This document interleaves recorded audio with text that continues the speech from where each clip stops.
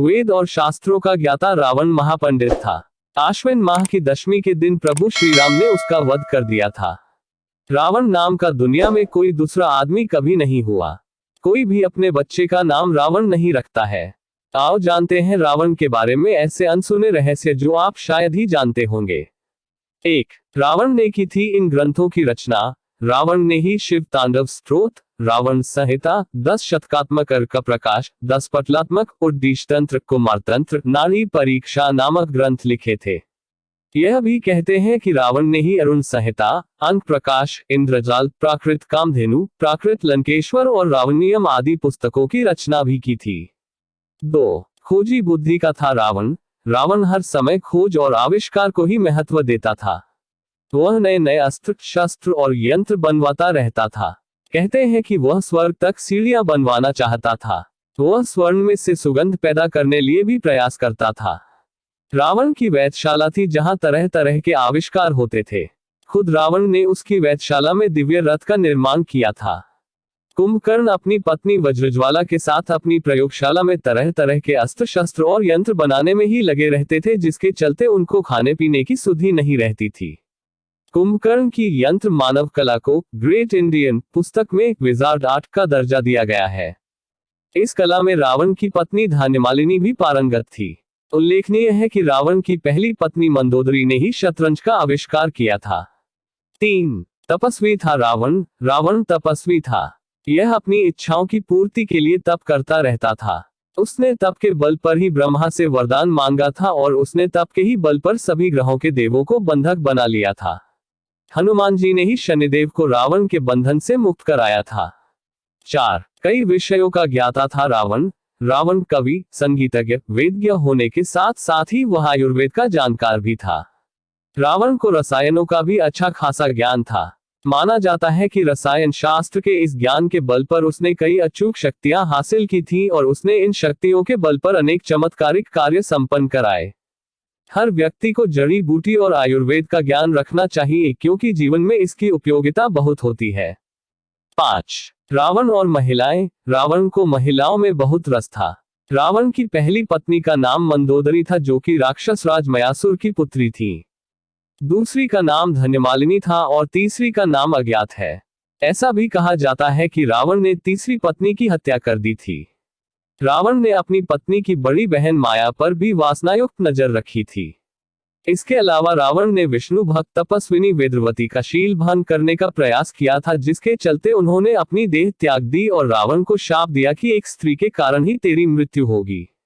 मान्यता अनुसार उसी युवती ने सीता के रूप में जन्म लिया था। वाल्मीकि रामायण के अनुसार विश्व विजय करने के लिए जब रावण स्वर्गलोक पहुंचा तो उसे वहां रंभा नाम की अप्सरा दिखाई दी।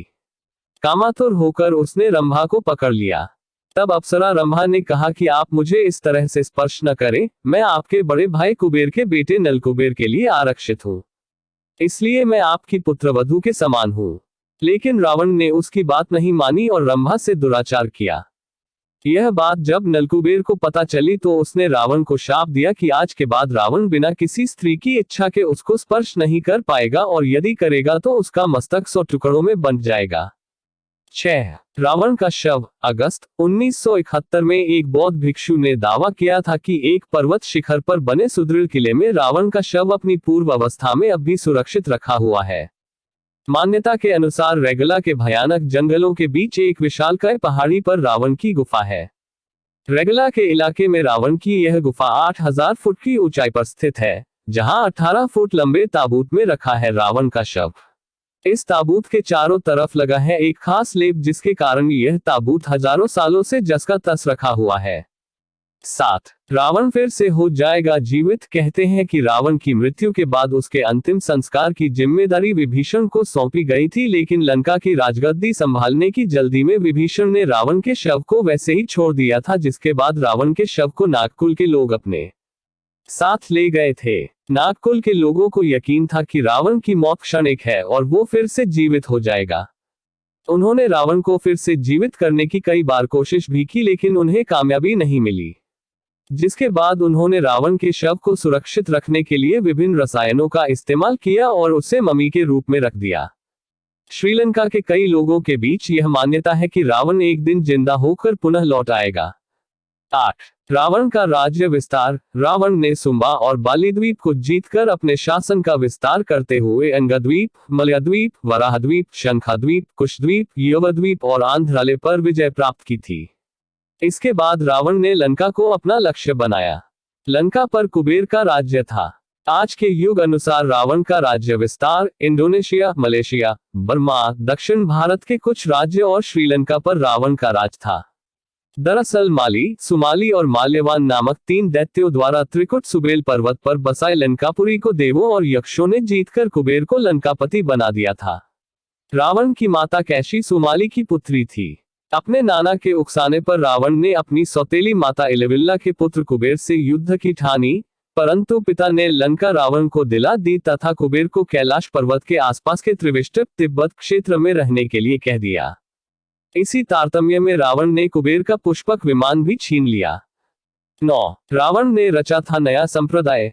आचार्य चतुर्सेन द्वारा रचित बहुचर्चित उपन्यास वयम रक्षामः तथा पंडित मदन मोहन शर्मा शाही द्वारा 3 खंडों में रचित उपन्यास लंकेश्वर के अनुसार रावण शिव का परम भक्त, यम और सूर्य तक को अपना प्रताप झेलने के लिए विवश कर देने वाला, प्रकांड विद्वान, सभी जातियों को समान मानते हुए भेदभाव रहित समाज की स्थापना करने वाला था।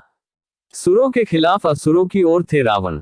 रावण ने आर्यों की भोग विलास वाली यक्ष संस्कृति से अलग सभी की रक्षा करने के लिए रक्ष संस्कृति की स्थापना की थी। यही राक्षस थे। 10. रावण के 10 सिर। रावण के 10 सिर नहीं थे, किंतु वह 10 सिर होने का भ्रम पैदा कर देता था। इसी कारण लोग उसे दशानन कहते थे। जैन शास्त्रों में उल्लेख है कि रावण के गले में बड़ी बड़ी गोलाकार 9 मणियां होती थीं। उक्त 9 मणियों में उसका सिर दिखाई देता था, जिसके कारण उसके 10 सिर होने का भ्रम होता था। रामायण में वाल्मीकि ने रावण के लिए कई शब्दों का इस्तेमाल किया है। रावण, लंकेश, लंकेश्वर, दशानन, दशग्रीव, शकंद्रा, रक्षासिंह, रक्षापति, रक्षासाधिपम, रक्षशार्दुल, रक्षसेंद्र, एक दानव से बढ़कर, राक्षसों के भगवान, लंकेश के भगवान, लंकेश के भगवान। केवल कुछ ही स्थानों पर वाल्मीकि दशानन, दशग्रीव या दशाकंधार जैसे शब्दों का प्रयोग करते हैं, जो रावण के लिए 10 सिरों का संकेत देते हैं। जहां इसका प्रयोग हुआ है, वहां हम पाते हैं कि रावण अपने 9 मुख्यमंत्रियों से घिरा हुआ है। तालाब याह की नौरत्न परंपरा की शुरुआत रावण से होती है। यह सम्राट अशोक के समय का है और बाद में तुर्की सम्राट अकबर द्वारा अपनाया गया था। रावण के मंत्री 1. कुंभकर्ण भाई 2. विभीषण भाई 3. महापार्श्व भाई 4. महोदर भाई 5. इंद्रजीत पुत्र 6. अक्षय कुमार पुत्र 7. माल्यवन दादा का भाई 8. विरूपाक्ष रावण के सचिव माल्यवन का पुत्र और 9. प्रहस्त मामा प्रधानमंत्री। हालांकि रावण के बारे में एक अन्य प्रसंगानुसार जब रावण की घायल बहन शूरपणखा रावण की राज्यसभा में जाती है, तो वाल्मीकि लिखते हैं कि रावण मंत्रियों से घिरा बैठा था। उसके 20 भुजाएं और 10 मस्तक थे। विंशद्भुज दशग्रीवा दर्शनीय परिच्छन। इसी तरह जब हनुमान को बंदी बनाकर रावण की मंत्री परिषद के सामने पेश किया जाता है, तब हनुमान देखते हैं कि रावण के 10 सिर हैं, शिरोभिर्दशभिर वीर विराजमान महोत्सव। किंतु यह बताना महत्वपूर्ण है कि इससे ठीक पहली रात को जब सीता की खोज कर रहे हनुमान रावण के अंतःपुर में घुसते हैं और रावण को पहली बार देखते हैं, तो वहां स्पष्ट रूप में बिना किसी भ्रम के शयन कक्ष में सो रहे रावण का 1 सिर और 2 हाथ ही देखते हैं। अब यह शोध का विषय हो सकता है कि रावण के सचमुच में 10 सिर थे या नहीं। कृपया मेरे चैनल को सब्सक्राइब करके बेल आइकॉन को टच करके ऑल को सिलेक्ट कर लें। लाइक और शेयर भी करें। वीडियो देखने के लिए आपका धन्यवाद।